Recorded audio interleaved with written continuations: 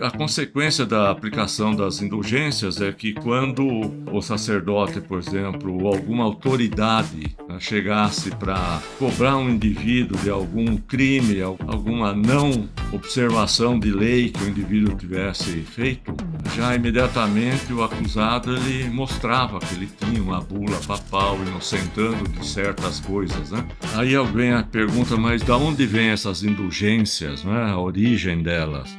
As indulgências, elas podiam ser concedidas por qualquer padre?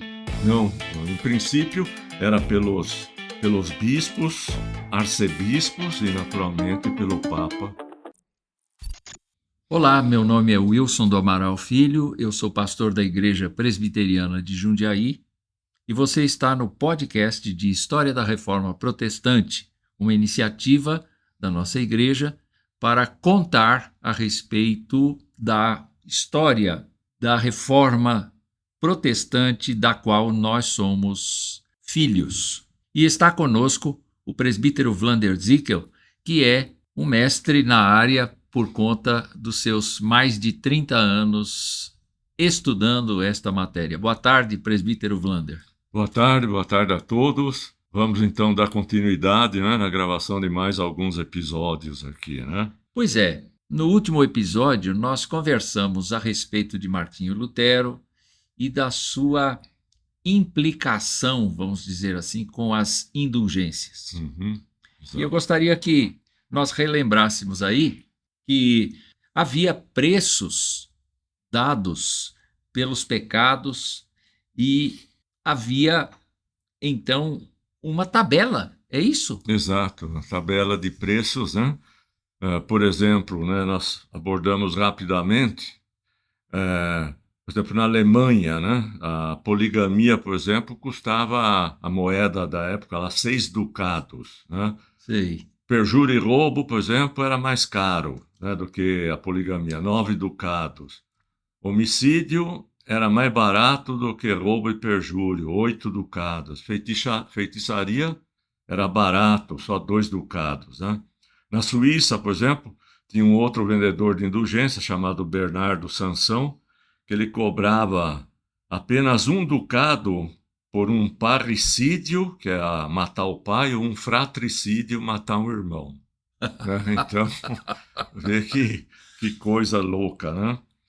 E a consequência da aplicação das indulgências é que quando o sacerdote, por exemplo, ou alguma autoridade chegasse para cobrar um indivíduo de algum crime, alguma não observação de lei que o indivíduo tivesse feito, já imediatamente o acusado ele mostrava que ele tinha uma bula papal inocentando de certas coisas, né? E com isso, naturalmente, a moral, a ordem ia tudo decaindo, ia degradando, né? Aí alguém pergunta, mas de onde vêm essas indulgências, né? A origem delas? Então a gente sabe que ela se originou basicamente de um antigo ritual pagão, né? Mais no norte da Europa, né? De oferecer um presente à pessoa ofendida. Então o ofensor, para ter o perdão da parte ofendida, ele dava um regalo, um presente, né? Podia ser um objeto, alguma moeda, alguma coisa, um amuleto, né? E isso daí, essa prática veio e entrou na igreja, né? Entendo. Então, nessa época aqui que foi forte. A palavra indulgência já existia, mas não com essa configuração de cobrança. Então, a indulgência é uma prática de origem pagã que foi assimilado pela igreja e introduzido na doutrina da própria igreja. Da doutrina da própria igreja. Impressionante. E no início, a indulgência, como é que o indivíduo, quando ia se fazer a confissão dos seus pecados, né? Que nós vamos ver aqui como é que se faz isso. Por exemplo, a indulgência baseia-se nesse sacramento lá da penitência, né? Sim. Que é composta de 3 partes, que é tudo em latim, né? A primeira parte, quando o indivíduo vai se confessar, ele tem que sofrer o arrependimento, que é a parte chamada contritio cordis, contrição do coração, o aperto. Isso é bíblico, né? O indivíduo tem que... Não há perdão de pecado sem arrependimento. Do né? coração, né? Exato. Né? A segunda parte seria a parte da confissão, aí que começa a diferença. Nós confessamos nossos pecados diretamente a A Jesus Deus, Cristo. através Sim, de Jesus, que é o, isso mesmo. né? Mas lá, o que que acontece? Tem um intercessor que é o sacerdote. E essa fase lá chama tal de confissão oral ou confessio oris, né? E a última é pagar a penitência, que eles chamam de satisfação ou satisfaxio, que significa remissão dos pecados, e a palavra satisfação também significa esse pagamento da pena imposta pelo sacerdote, que antes era através do quê? Comprometimento do sujeito em não pecar, não revoltar a repetir os mesmos pecados, a participar dos trabalhos da igreja, assistir às missas, participar das procissões, né, fazer doações espontâneas, etc. Mas a partir de um certo instante, que a gente vê aí, essa penitência, essa cobrança passou, além desses trabalhos normais, passou a ser comutada por dinheiro. E aí que a coisa desandou, né? Entendi. A outra coisa, as indulgências, né?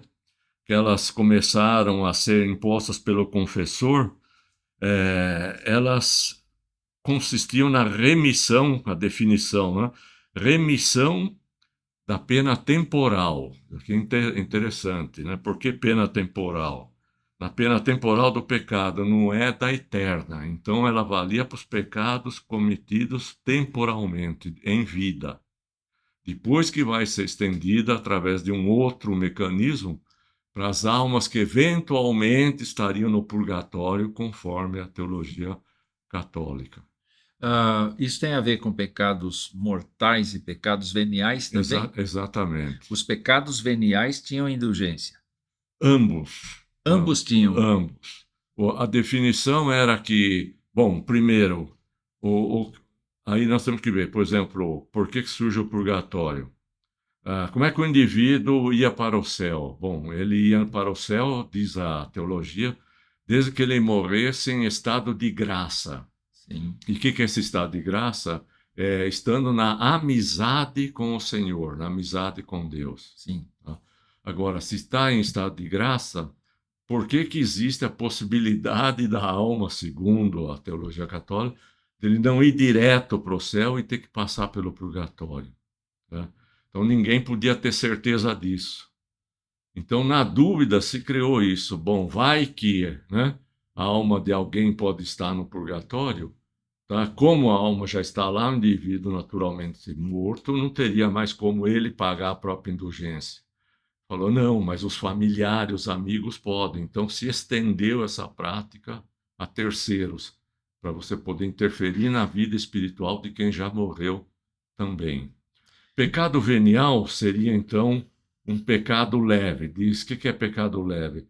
Pecados que são mais aceitáveis a Deus por não ter um comprometimento fortemente moralístico. Ou seja, pequenos desvios. Tá? Uma vez confessados, o indivíduo já estava legal. Tá? Pecado mortal é aquele que, se não confessado e verdadeiramente arrependido, né, dessa situação, se o indivíduo cometeu um pecado mortal, não deu tempo dele se confessar, tá? Morreu sob a desgraça, a condenação, aí a alma iria para o inferno. Se ele cometeu o pecado e antes de morrer ele verdadeiramente se arrependeu, então, teoricamente, ele iria para o paraíso. Se ele cometeu o pecado, ele se confessou, mas somente Deus é que pode ter certeza do arrependimento ou não que foi no coração dele.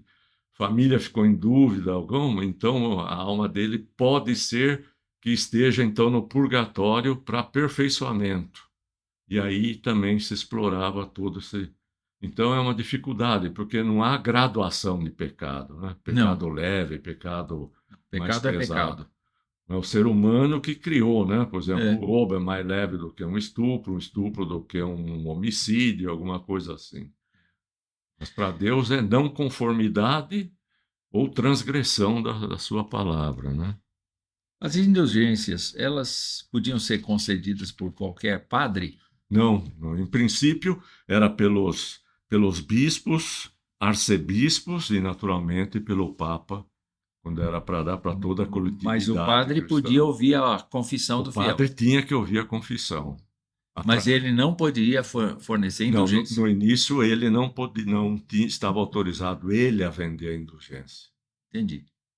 Tinha que ter uma certa categoria, Quer né? dizer que com isso a igreja assumiu a responsabilidade pela intermediação diante de Deus junto aos fiéis, justamente para conseguir a absolvição dos pecados. Né? Exato. Que era também a intervenção, também fazendo parte daquela teologia do sacerdócio, né? Aham. Interferência da igreja. A gente avançando um pouquinho, a gente vê outras características, né, de alguns pecados, como é que agia, né? Por exemplo, tem um próximo slide aí, É a página 94 da apostila. ele fala assim, o eclesiástico, então é para o indivíduo da igreja, né? Sim. O eclesiástico, quem incorrer em pecado carnal, ou seja, uma relação sexual, seja com freiras, está falando porque acontecia, né? Aham. Seja com freiras, primas, sobrinhas, afilhadas, ou enfim, com outra mulher qualquer, será absolvido mediante o pagamento de 67 libras e 12 soldos. Soldo eu entendo que era como um salário, pagamento. Quer dizer, Quer dizer, o cara podia fazer, mas ele tinha que pagar com o salário de um ano. Salário de pelo que eu 12 entendo, soldos. 12 soldos, né? Não tinha 13º, não tinha férias, não tinha nada, né? Aham. Virando no próximo slide, Página 96. diz assim, se o assassino, veja só, se o assassino tiver... Desculpa, eu estou 90. aqui. Está falando. Sim. É página 95. Desculpa. Se o assassino tiver matado 2 ou mais homens em um único dia, pagará como se tivesse assassinado um só. Desconto. É como se o supermercado, né? Mate 2 e pague por um, né? Então, a gente vê os absurdos que existiam, né? Sim. O outro é mais pesado ainda disso. Agora sim. É página 96. Quem afogar o próprio filho, veja só, quem afogar o próprio filho pagará 17 libras e 15 soldos, ou seja, 2 libras a mais do que aquele que matar um desconhecido. Porém, se pai e mãe o tiverem matado o filho, né, de comum acordo, pagarão 27 libras e 1 soldo pela absolvição. Se admitia que os pais podiam matar o filho e é um negócio louco, né? E assim a coisa estava caminhando. Então imagina como é que reagia, né, o nosso reformador lá, né, quando ele via esses absurdos, né?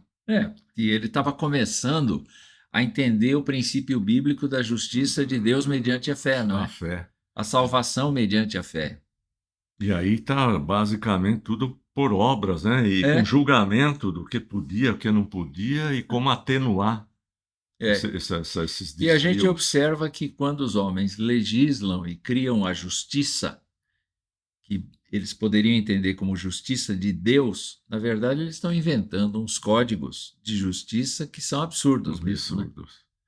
Nós fazemos isso. Sim. Sem Deus, a gente, pensando em justiça, se torna em injustiça. Cria-se modelos que diferem realmente.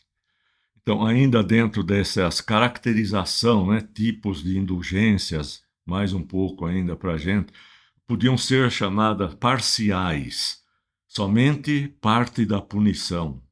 Né? Entendi. Temporárias, valiam por um determinado período de tempo. Então, por exemplo, comprava, valia, vamos dizer, chutar, por 6 meses, ou durante o ano que estamos. Tá? Então, se cometesse depois já no primeiro dia de 2026, por exemplo, já é uma outra situação, aí você podia ser... Precisava renovar ou renovar ou questionado pelas autoridades e ter que responder. Meu Deus! Né?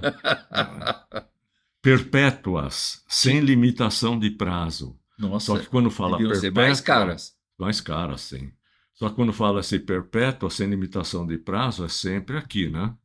Não é eterna. Sim. Eterna vem daqui a pouco aí. Enquanto durar a vida. Exato. Tá. Locais, por exemplo, válida somente para certas igrejas ou locais.